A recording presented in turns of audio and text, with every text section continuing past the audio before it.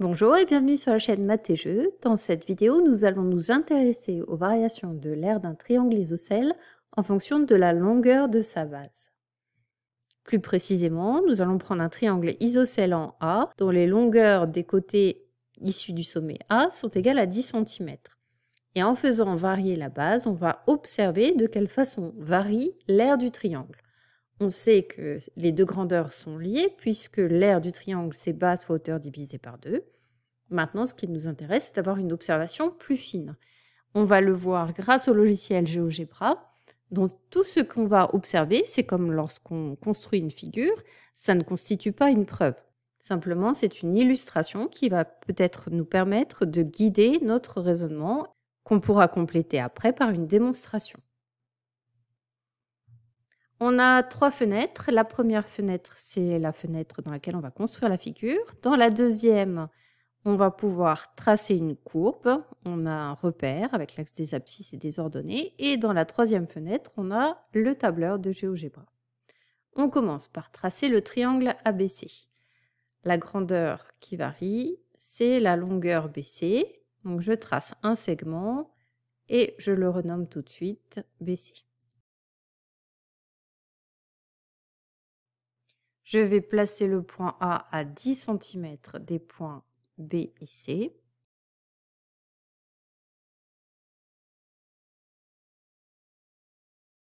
Et pour gagner du temps, je vais dans la fenêtre d'algèbre pour enlever l'affichage des deux cercles et du segment. Je peux maintenant tracer le polygone ABC, notre triangle isocèle en A, et faire afficher son aire. Je passe dans la fenêtre du tableur. Je vais faire afficher la longueur BC et l'aire du triangle. Pour que ce soit plus clair, je vais écrire la longueur BC et pour écrire un texte dans le tableur de GeoGebra, je le mets entre guillemets. Donc BC et l'aire du triangle.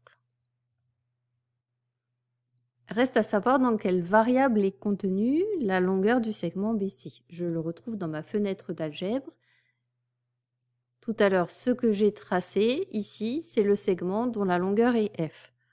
Pour en être sûr, je peux faire afficher l'étiquette du segment et je vois bien que F correspond à la longueur du segment BC. J'enlève l'affichage. Donc, F, c'est la longueur BC. Et l'aire du triangle, eh bien, je la vois ici, c'est T1. C'est cette variable qui contient la valeur de l'aire. Voilà, je n'ai plus besoin pour le moment de la fenêtre d'algèbre. Lorsque je déplace le point C, je vois que la longueur BC varie et l'aire aussi.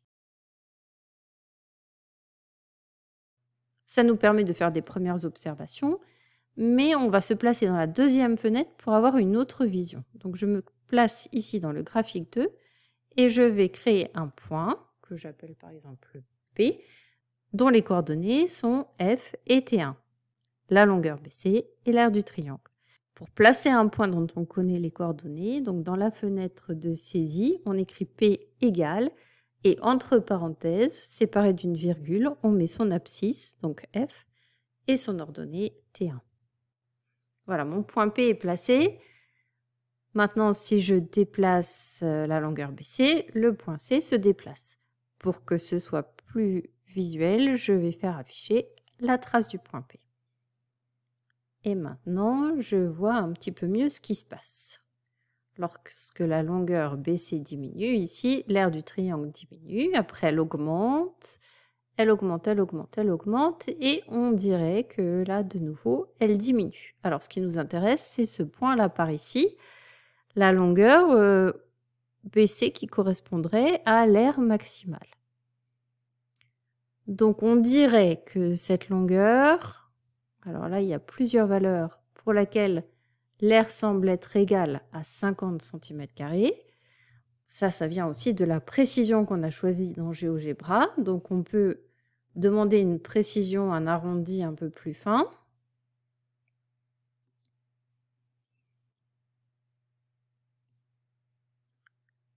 Là, on voit que c'est plutôt vers 14,1.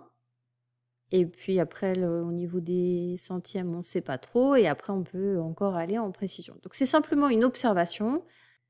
Il semblerait, d'après le tableur et la courbe que l'on vient de tracer, que l'aire du triangle soit maximale aux environs de une longueur de 14,1 cm de BC et que cette aire maximale soit proche de 50 cm². Bien sûr, tout ça, ça reste à prouver. En même temps qu'on fait cette observation, on peut se demander quelle est la mesure de l'angle qui correspond à cette aire maximale. Donc pour ça, je vais faire afficher l'angle en A.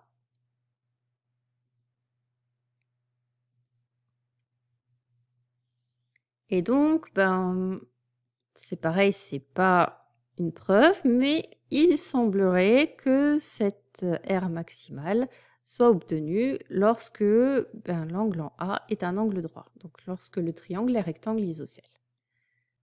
Voilà pour les observations que l'on peut faire à l'aide de ce logiciel. C'est la fin de cet exercice, merci de l'avoir suivi et à bientôt pour une prochaine vidéo.